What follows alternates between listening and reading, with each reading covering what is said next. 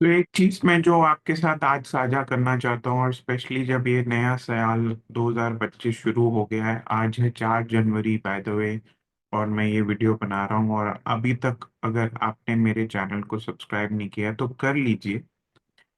फायदा ही होगा, क्योंकि मेरा काम है आपको 10x वैल्यू डिलीवर करना in terms of where to invest, how to invest, and what are the pitfalls that you should avoid. तो अभी हाल ही में मैं जीतू जी, अजय करके अजय गुप्ता जी हैं, अजय शर्मा जी हैं, जो एडलवाइस में काम भी करते हैं, और उनका एक बहुत ही अच्छा चैनल है जहाँ वो good to great, great to good ऐसे कंपनीज के बारे में उनको एनालाइज करते हैं, और बहुत सारे गेस्ट स्पीकर्स को बुलाते हैं जिनके साथ वो डिस्कस करते हैं कि what are the macro factors affecting the Indian stock market.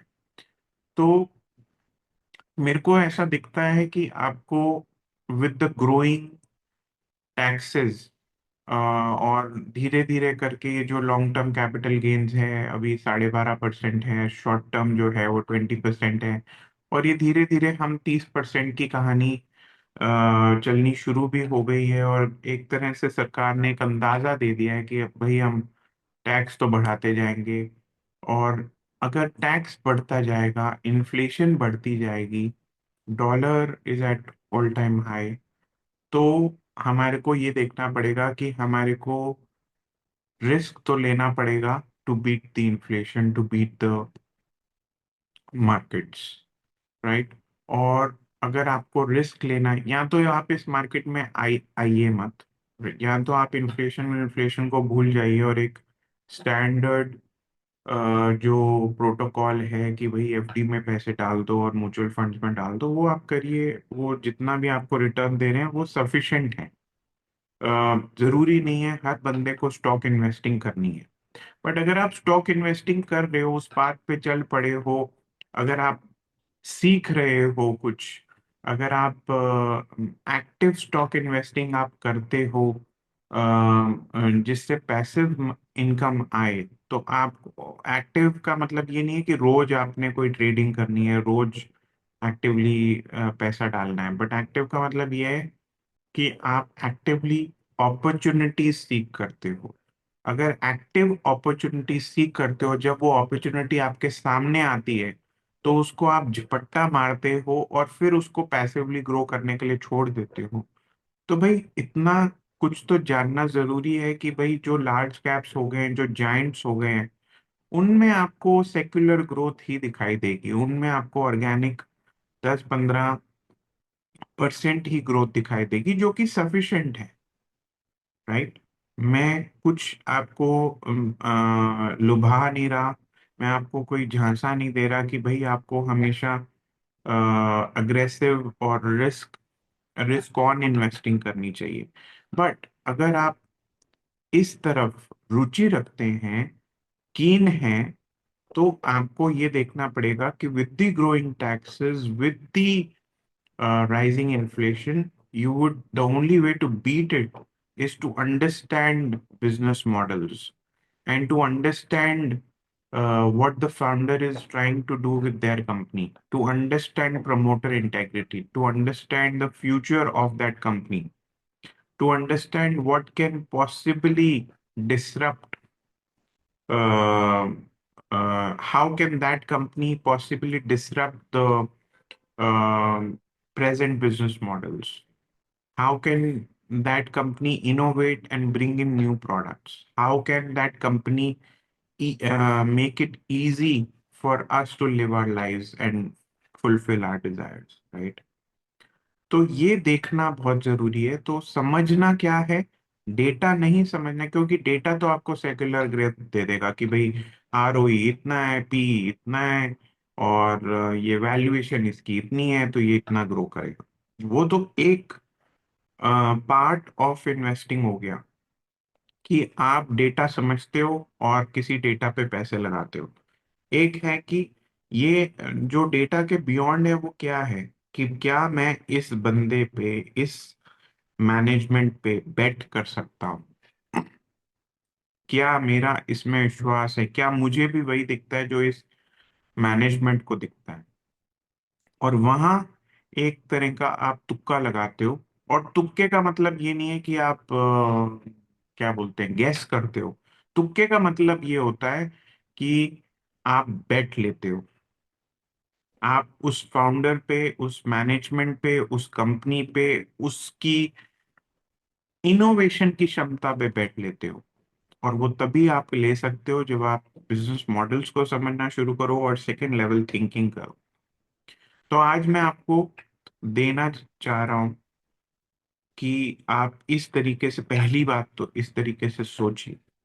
और दूसरा, आपको क्या करना है कि आपको तीन ऐसे सेक्टर्स में पैसा लगाना है जहां डिसरप्शन भी है, और साथ में वो एवरग्रीन सेक्टर्स हैं, उनमें कभी डर्थ ऑफ बिजनेस नहीं होता है, उनमें कोई कमी नहीं आती है जिसको पूरा करना पड़े, क्योंकि वो ऑटोमेटिकली उसमें ग्रोथ रहती है, क्योंकि ये एक डिफॉल्ट ह्यूमन बिहेवियर से वो चलते हैं। वो सेक्टर्स हैं मूवमेंट ऑफ थिंग्स। तो मूवमेंट कहाँ होती है? ट्रैवल में मूवमेंट ऑफ पीपल होता है। First sector is travel, movement of people. Logistics, movement of goods, होना ही होना है। ट्रैवल, मूवमेंट ऑफ पीपल, होना ही होना है। उसमें इनोवेशन कैसे आएगी वो आप देखिए। वो आप रिसर्च करेंगे तो आपको पता चल जाएगा कि ट्रैवल में कौन सी कंपनीज हैं जो अच्छी दिख रही हैं और जो नए प्रोडक्ट्स ला रही हैं, जो नई इनोवेशन ला सकती हैं, और इस फाउंडर की विजन क्या है, क्या ये मेरे से मैच करती है। और तीसरा, मूवमेंट ऑफ मनी, जो कि एक फाइनेंस सेक्टर है। फाइनेंस सेक्टर में क्या कुछ हो रहा है? क्या वो ब्रोकरेज से पैसा कमा रहे हैं, क्या वो कमीशन से कमा रहे हैं, क्या वो लेंडिंग से कमा रहे हैं? तो movement of money, movement of people and movement of goods, ये बड़ा थीम है जिसको मैं पर्सनली, जिसमें मैं बहुत रुचि रखता हूँ और कॉन्स्टेंटली रिसर्च करता रहता हूँ। आपको भी करना चाहिए, क्योंकि ये एवरग्रीन भी है। लोगों को मूवमेंट के बिना ऐसा तो है नहीं कोई सब स्थायी हो जाएंगे और world will be a dead place just because nobody is doing anything, right? For everything you need movement of goods, movement of money and movement of people. तो ये मूवमेंट एक बड़ा थीम है, ओवर आर्किंग थीम है, जिसके three सब sectors मैंने आपको दे दिए हैं। इन सेक्टर्स में आप पैसा पहले तो सर्च कीजिए कि आप, आपकी थिंकिंग से, या आपकी सेकंड लेवल थिंकिंग कीजिए कि इस कंपनी में क्या क्या हो सकता है। अगर वो होटल है, एक तो ऑर्गेनिक ग्रोथ है कि भाई पहले उनके 60 होटल थे, अब 65 हो गए, 70 हो गए, बट नहीं, होटल के बियॉन्ड क्या हो सकता है? फॉर एग्जाम्पल, मैं आपको एक ट्रैवल का एग्जाम्पल दूं। एक है कि एक ट्रैवल हॉस्पिटैलिटी होटल कंपनी है, और एक है एग्जाम्पल, एक ही लिस्टेड प्लेयर है इस सेगमेंट में, जो कि है लग्जरी टेंट्स। वो जगह जगह इवेंट पे जाकर, क्योंकि इवेंट्स भी बहुत होने शुरू हो गए हैं। For example, case in point, Kumbh Mela हो रहा है अभी, इसी महीने से चालू है। और उस जगह पे कुछ ऐसी कंपनीज हैं जो इवेंट मैनेजर्स हैं, जो लग्जरी टेंट्स लगाती हैं। और उनमें से खाना कहाँ से आता है? ताज की डाइनिंग है। सो इंडियन होटल्स के कोलैबोरेशन में ये कंपनी जो टेंट लगाती है, ये कहीं भी लगा सकती है। इसमें कोई केपेक्स नहीं है, सारा ऑपरेटिंग एक्स है। और उसके बाद फिर आप उस तरीके से आप नंबर्स देखना चालू करते हैं। तो इस तरीके से लॉजिस्टिक्स में भी बहुत सारी इनोवेशन हो रही है। आई थिंक पिछले 2-3 साल पहले एक लॉजिस्टिक्स पॉलिसी आई थी सरकार की, जिसकी वजह से रोड्स इंफ्रास्ट्रक्चर इम्प्रूव किया है। उस वजह से क्या क्या चीजें होंगी, ये मैं आपको खाली उकसा रहा हूं, ताकि आप खुद अपनी रिसर्च करें। अ- अगर आप किसी पे डिपेंड रहेंगे कि कोई आपको ये बता दे कि ये कंपनी अच्छी है, वो कंपनी अच्छी है, इसमें डाल दो, उसमें डाल दो, वो सारी बोरोड कन्विक्शन है। और वो बोरोड कन्विक्शन से आपका कोई फायदा नहीं होता है, क्योंकि वो सेक्टर जब काम करना, या वो स्टॉक जब काम करना बंद करेगा तो सारे निकल जाएंगे, खाली आप ही उसमें रह जाओगे, क्योंकि कहासुनी पे आपने स्टॉक ले लिया। मैं नहीं चाहता कि आप कहासुनी पे कुछ काम करें।